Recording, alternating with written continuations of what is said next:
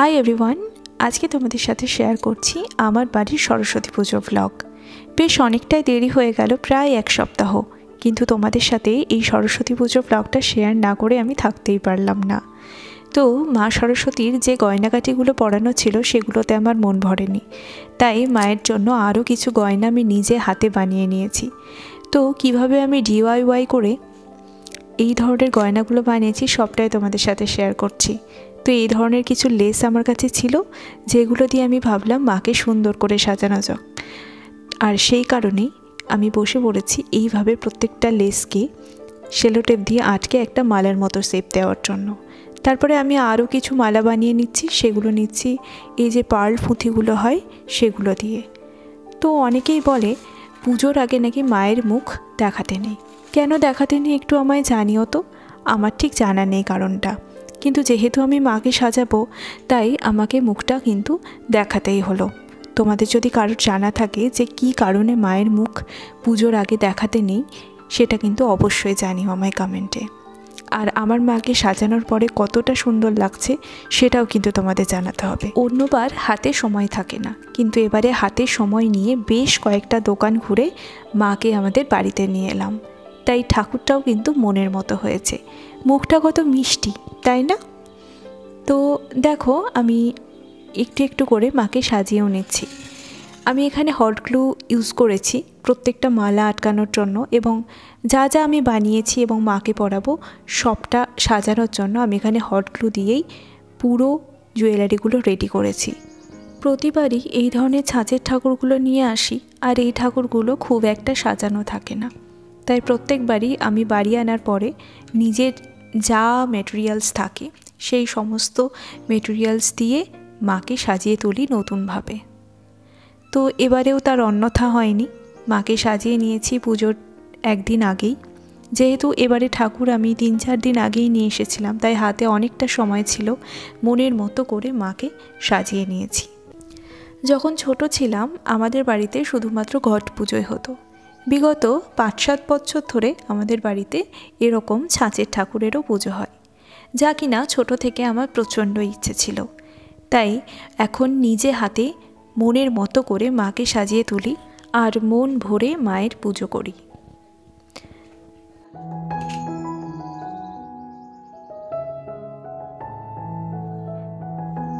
তো মাকে আমি এখানে দুটো পার্ল পুঁথির মালা পরিয়েছি আর একটা এই লেসের মালা পরিয়েছি। এবার মাকে দুটো কানের দুল পরিয়ে নিলাম, আর এরকম গলায় একটা চোকারও কিন্তু বানিয়ে দিচ্ছি।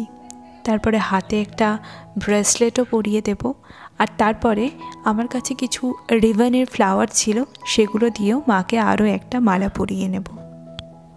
যেহেতু এবারে 2 দিন ধরে সরস্বতী পুজো ছিল, আমাদের বাড়িতে 3রা ফেব্রুয়ারি অর্থাৎ সোমবার দিন সকালবেলাতেই পুজো ছিল। তো পুরোহিত মশাই যথারীতি সকালবেলাতেই আসার কথা ছিল, তাই আগের দিন সমস্ত কাজ কিন্তু কমপ্লিট করে রাখতে হয়েছিল। ঘর সাজানো বলো, আলপনা দেওয়া বলো, সমস্তটা আগের দিনই কমপ্লিট করে রেখেছিলাম, যাতে কিনা সকাল সকাল মন ভরে মায়ের পুজো করতে পারি, যাতে পুজোতে কোনো রকম কোনো ত্রুটি না থেকে যায়। তো দেখো, কথা বলতে বলতে আমি কিন্তু পুরো জুয়েলারি পরিয়ে মাকে রেডি করে ফেলেছি, আর এই যে নাকের নথটাও কিন্তু পরিয়ে দিয়েছি। কেমন লাগছে আমাদের মায়ের মুখটা অবশ্যই কিন্তু কমেন্টে জানিও, আর মাকে সাজানোটাই বা কেমন হয়েছে সেটাও কিন্তু জানাতে ভুলো না।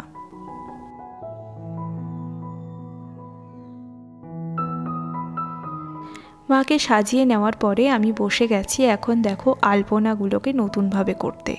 এই আলপনাটা গতবারই সরস্বতী পুজোর আগে দিয়েছিলাম, তবে কিছু কিছু জায়গা ফেড হয়ে গেছে, উঠে গেছে, চটা চটা হয়ে গেছে। তো সেই কারণে সেগুলোকেই আবার রিপেয়ারিং করতে বসলাম, তাই আবারও ভালোভাবে সবটা করে নিলাম, যাতে কিনা মনে হয় আজকেই দিয়েছি। আলপনা দেওয়ার পরে এবার শুরু হবে ঠাকুর ঘর সাজানোর কাজ। তার জন্য আমি এখানে গেঁথে নিচ্ছি কিছু গাঁদা ফুল একটা সুতোতে, সেটা দিয়ে সাজাবো সিংহাসনটা। আর মিশো থেকে কিছু প্লাস্টিকের ফুল তোমাদের সাথে শেয়ার করেছিলাম, যেগুলো কিনা ম্যারিগোল্ড গার্ল্যান্ড নামে মিশোতে তোমরা পেয়ে যাবে। এই যেগুলো তোমরা এখন দেখছো, এগুলো দিয়ে আর কিছু রিবন দিয়ে আমি পুরো ঠাকুর ঘরটা সাজিয়ে নিয়েছি এইভাবে। আর এই যে এখানে সামনেটা আমি এরকম অরিজিনাল যে গাঁদা ফুলগুলো হয় সেগুলো দিয়েই সাজিয়ে নিয়েছি। কেমন লাগছে আমাদের ঠাকুর ঘরটা অবশ্যই কিন্তু কমেন্টে জানাতে হবে। আগেরবারও সাজিয়েছিলাম গাঁদা ফুল দিয়ে, তখন কিছু আম পাতা দিয়েও সাজিয়েছিলাম, সেই ব্লগটাও আমি এই ভিডিও ডেসক্রিপশন বক্সে দিয়ে দেওয়ার চেষ্টা করব। গতবারের থেকে একটু আলাদা করার চেষ্টা করেছি, কেমন হয়েছে অবশ্যই জানিও। আর এই যে পিঙ্ক কালারের টুনি লাইটগুলো দেখছো, এগুলোও আমি গতবারেই নিয়ে এসে সাজিয়েছিলাম। সেই লাইটগুলো এখনও চলছে, তাই সেগুলো আর চেঞ্জ করিনি। তবে ঠাকুর ঘরে একটু গোল্ডেন কালারের লাইট দিলেই বেশি ভালো লাগে। যাই হোক, আমাদের ঠাকুরঘর সাজানো কমপ্লিট। আর এই যে আজকে হচ্ছে সরস্বতী পুজো। সকাল সকাল সমস্ত বই খাতাপত্র ঠাকুরের জিনিসপত্র সব কিছু নিয়ে রেডি, শুধু পুরোহিত আসার পালা। ফল টলও কাটা হয়ে গেছে। আর এই যে দেখো, পুজোর দিন সকালবেলা মায়ের মুখটা যেন আরও উজ্জ্বলতায় ভরে উঠেছে।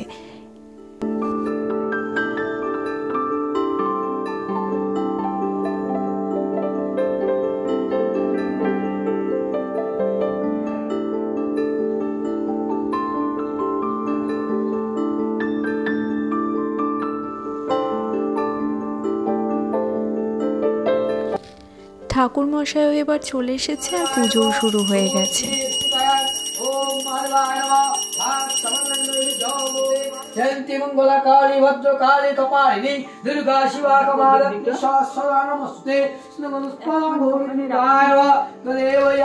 পুজো শেষ করে প্রসাদ নিয়ে এবার উপোস ভঙ্গের পালা। আর তার সাথে সাথে আমার যে সরস্বতী পুজো ভ্লগ সেটাও কিন্তু শেষের দিকে। তো আজকের মতো এই পর্যন্তই, দেখা হচ্ছে পরবর্তী ভিডিওতে। ভিডিওটা ভালো লাগলে একটা লাইক করে দিও আর বন্ধুদের সাথে শেয়ার করে দিও। Thank you.